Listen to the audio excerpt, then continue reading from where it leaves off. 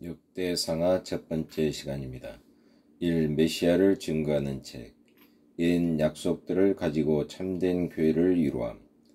최근의 시대. 역대기서는 포로 생활 이후에 기록된 것이 분명하다. 본래는 단권이었으나 70인역 번역진들에 의해 두 권으로 나뉘어졌다. 역대기서의 종결 부분이 에스라서의 서두와 매우 부드럽게 조화를 이루는 것을 볼 때 과거의 역대기서, 에스라서, 느헤미야서를 단권으로 취급했던 것은 당연하다 하겠다. 역대기서의 저자는 포로 생활 이후에 재건 시대를 살았던 사람이다. 그러므로 우리는 그가 자기 백성들이 납득할 만한 특별한 메시지를 전했음을 잘 알 수 있다. 바벨론에서 돌아온 후의 상황은 전혀 낙관적이지 못했다. 이스라엘은 이전의 영광을 회복하지 못한 상태였다. 일부 지파가 돌아왔지만 그나마 그 모든 가족이 함께 돌아온 것은 아니었다.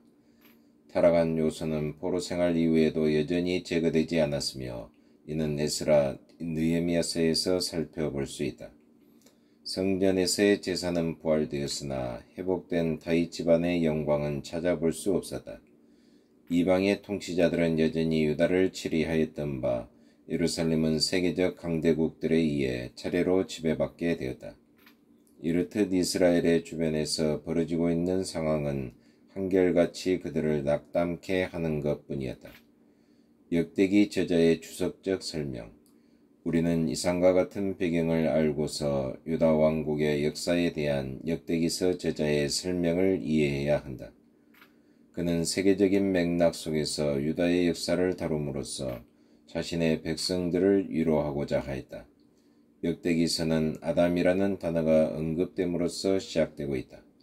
그리고 나서 이스라엘 백성 및 황폐해진 유다 왕국에 대한 기사가 기록되고 있는데 이는 인류의 역사, 즉 오늘날 우리 모두의 삶과 운명에 관련된 역사인 것이다. 우리는 역대기서의 시작에서 복음의 보편성이 강조되고 있음을 볼 수 있다.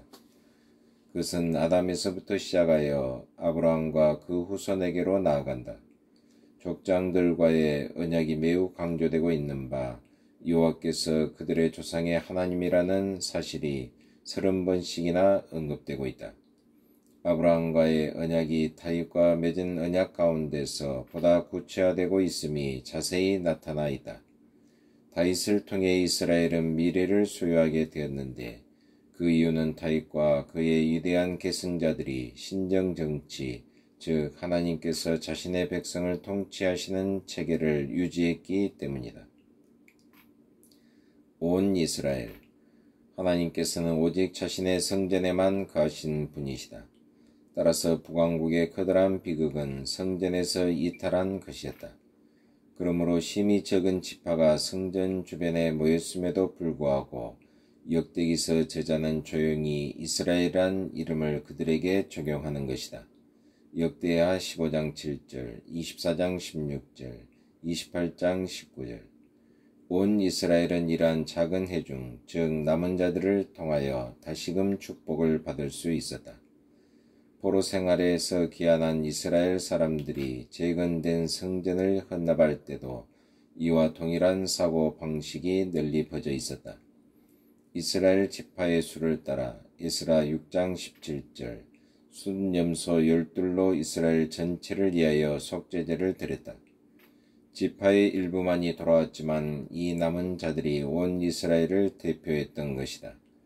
역대기서 저자는 그와 같은 논리를 사용 온 이스라엘이 다윗과 그 성전에 모였으며 이 이스라엘이 곧 참된 교회라는 사실을 알림으로써 귀환한 이스라엘 백성을 격려했다. 역대기서는 또한 열왕들로 하여금 하나님의 율법의 주의를 돌리게 하는 데 있어서 선지자들이 얼마나 필요한 존재였던가를 보여준다. 선지자의 증거가 무시되었을 때 다윗 집안은 황폐한 미래를 맞이하였던 것이다. 여기서 역대기서 저자는 메시아에 대한 메시지를 강하게 선포하고 있다. 언젠가는 여호와의 율법을 흠없이 완전하게 지킬 메시아가 나타날 것이다. 그는 불완전한 사역을 감당치 않을 것인 바 성전 제사를 완성시키고 온 이스라엘을 참된 안식으로 인도하실 것이다. 역대기서는 위대한 왕이며 제사장이신 예수 그리스도를 간절히 구하고 있다. 역대기서에 나오는 족보들 및 이야기를 읽을 때에 그것들 중 많은 것이 열왕기서에 내포되어 있지 않다는 것을 기억하라. 2. 찬송하는 제사장들로 이루어진 메시아적 왕국. 하나님의 선택하시는 은혜. 이상의 역대기서에 대한 개괄적인 이해를 토대로 우리는 좀 더 면밀히 본문을 살펴볼 것이다. 지금까지 고찰한 대로 역대기서에는 세계적인 맥락 속에서 이스라엘이 묘사되고 있는데 그것은 곧 아담에서 시작하여 아브라함의 족보에 이른다. 이 족보는 인류의 단일성에 대해 암시를 주고 있다. 하나님의 선택하시는 은혜는 이스라엘의 조상에 대한 기사에서 두드러지게 나타나는데 이스라엘은 가인이 아닌 셋의 후손이며 그 계통은 에서와 에돔, 이는 족보에 분명히 언급된 땅이 아닌 이삭을 통해 이어진다. 역대상 2장에서부터 시작되고 있는 이스라엘 지파들에 대한 통계학적인 자료는 어떤 관점을 가지고 강조되어 쓰여진 것이다.